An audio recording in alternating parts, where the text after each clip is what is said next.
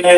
आज जो हमारा टॉपिक है वो है अपेंडिक्स की एवेलुएशन, अपेंडिसाइटिस और अपेंडेक्टमी क्या होती है, इस सारा टॉपिक के ऊपर ब्रीफ करना है। सबसे पहले जो बात माइंड में रखनी है, जो अपेंडिक्स है, अपेंडिक्स हर बंदे के जिस्म के अंदर मौजूद है। अपेंडिक्स एक वेस्टिजियल ऑर्गन है जो कि हर बंदे के जिस्म के अंदर नॉन फंक्शनल भी है। वो लार्ज कॉलन जो है हमारी उसका पार्ट है, वो बॉडी के अंदर मौजूद है। अच्छा, अब होता क्या है, जब कोई भी बैक्टीरिया कोई भी आके उसके ऊपर अटैक करते हैं तो उसकी इन्फ्लेमेशन होती है, यानी कि वो जो अपेंडिक्स नॉर्मल होती है वो अपेंडिसाइटिस, जो अक्यूट इन्फ्लेमेशन होती है तो वो अक्यूट अपेंडिसाइटिस, और अगर वो क्रोनिक होगी, मोर देन 6 वीक्स होगी, तो वो क्रोनिक अपेंडिसाइटिस कहलाएगी। अच्छा, अब देखिए होता क्या है, अपेंडिक्स की अलामात क्या क्या है, जो मेन हमारा फोकस होगा। अलामात में सबसे पहले कि आपको ये राइट इलियक फोसा में पेन रेडिएट भी कर सकता है। हो सकता है कि दर्द जो है वो यहाँ से अम्बलाइकस से टुवर्ड्स जो राइट इलियक फोसा है उस तरफ है। तो पेन को माइंड में रखना है कि ये जो प्लेस होगी ये मरकज होगा दर्द का, बहुत ज़्यादा सिवियरिटी के साथ यहाँ पे आपको पेन फील होगा। दूसरा, इसके साथ क्या होगा कि गट डिस्टर्ब होगी, ठीक है, वोमिटिंग शुरू हो जाएगी। वोमिटिंग अगर नहीं होगी, समटाइम्स पेशेंट में नाजिया हो जाता है, तो वो कहता है मुझे ऐसे उल्टी महसूस होती है, ख्याल आता है और सर भारी रहता है, इसमें बोझ ऐसे महसूस रहता है। जो मेन तीसरी चीज़ है वो है टेम्परेचर, राइज इन टेम्परेचर भी बढ़ेगा, क्योंकि जो इन्फ्लेमेशन होगी ऑटोमेटिकली उसकी वजह से, इन्फ्लेमेशन की वजह से जो है वो बुखार भी होगा। पेशेंट कंप्लेंट करेगा बुखार होता है, उल्टी होती है, बोझ है, सर पे दबाव है।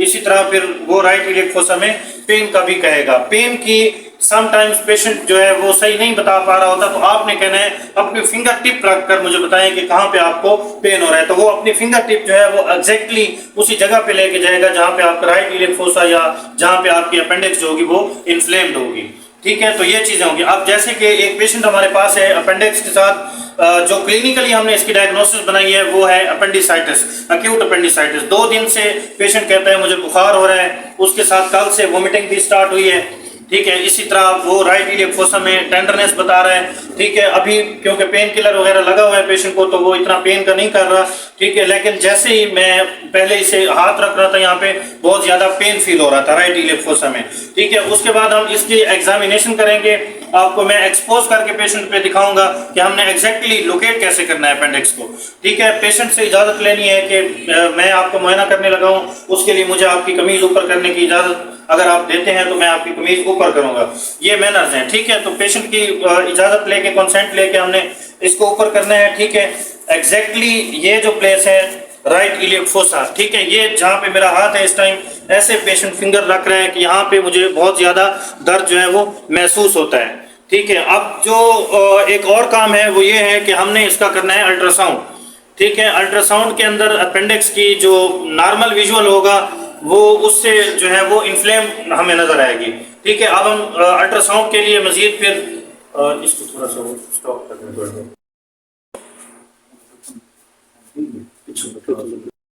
की तरफ जाएंगे। पेशेंट का देखें, जहाँ पे हम प्रोब रखेंगे राइट इलियक फोसा में, ठीक है। पेशेंट कंप्लेंट करेगा राइट इलियक फोसा में टेंडरनेस की, कि वो हमें प्रोब भी नहीं रखने देगा, इसे कहते हैं प्रोब टेंडरनेस, ठीक है।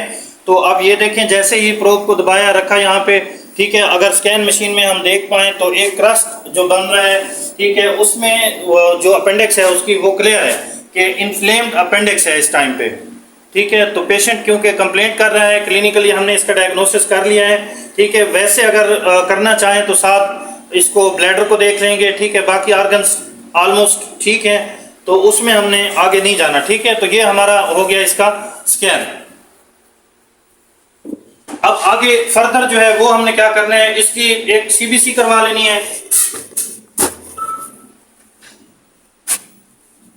पेशेंट को दोबारा उसकी शर्ट जो है वो ऊपर करनी है, ठीक है। अब हम दोबारा आगे क्या करेंगे, जो फर्दर हमारी एवेल्युएशन होगी उसमें हम सीबीसी करवाएंगे, कंप्लीट ब्लड काउंट। उसके अंदर हमारा जो टीएलसी होगा वो हमें रेज मिलेगा, डब्ल्यूबीसी काउंट जो है ड्यू टू अक्यूट इन्फ्लेमेशन वो रेज मिलेगा हमें, मोर देन 11,000 या उससे भी ज्यादा हो सकता है। समटाइम्स पेशेंट 14,000, 15 या 17,000 तक भी आते हैं। तो ये एक चीज हो गई कि राइट इलियक फोसा में पेन, ठीक है। उसके बाद फीवर, वोमिटिंग, ये सारी उसकी अलामात होगी। ठीक है, रीबाउंड टेंडरनेस भी पॉजिटिव होगी। अच्छा, उसके बाद अब जो हम दूसरी साइड पे जाएंगे, जो हमारी इन्वेस्टिगेशंस होगी उस साइड जाएंगे, तो इन्वेस्टिगेशन में सीबीसी आ गई। ठीक है, वो सीबीसी हमें कंफर्म करेगी कि इन्फ्लेमेशन बॉडी के अंदर मौजूद है। ठीक है, अब दूसरा जो है अल्ट्रासाउंड पे हमने देखा है, इसकी भी एक विजुअल हो गया, इधर से भी थोड़ी बहुत कंफर्मेशन होगी। तो जैसे ही सीबीसी रिपोर्ट आएगी, अब हमने पेशेंट को प्रिपेयर करना है फॉर प्रोसीजर। प्रोसीजर के अंदर दो चीजें हैं, एक होती है ओपन अपेंडेक्टमी और दूसरी होती है लेप्रोस्कोपिक अपेंडेक्टमी। सर्जन की टेक्निक्स के ऊपर डिपेंड करता है कि उसके पास कौन सी सहूलियात ज्यादा अवेलेबल हैं। अगर वो लेप्रोस्कोपिक अच्छी कर लेता है तो वो एक स्मॉल होल जितना ऐसे स्मॉल पिन होल इंसिजन यहाँ पे देगा, उससे अपेंडिक्स को डाइसेक्ट कर देगा। ये हमारी अपेंडेक्टमी लेप्रोस्कोपिक होगी। अगर ओपन करेगा तो वो ज्यादा कुछ सर्जन जो हैं वो जैसे पहले कहते थे कि बिग सर्जन बिग इंसिजन, तो वो बिग इंसिजन की तरफ जाते हैं। उसमें ये होता है कि सारी जो मार्जिन होते हैं, एजेस होते हैं, उसको क्लियर कर लेते हैं और फिर उसको अपेंडिक्स को निकाल के स्टिच कर देते हैं। ठीक है, तो ये हमारा हो गया। इसको फिर क्लोज करेंगे। नेक्स्ट फिर पोस्ट ऑफ केयर होगी 6 आवर्स के बाद, वो फिर फर्दर आगे जो है वो सर्जरी की जो है वो मैनेजमेंट होगी। तो ये था हमारा आज का टॉपिक जो कि था अपेंडिक्स के ऊपर।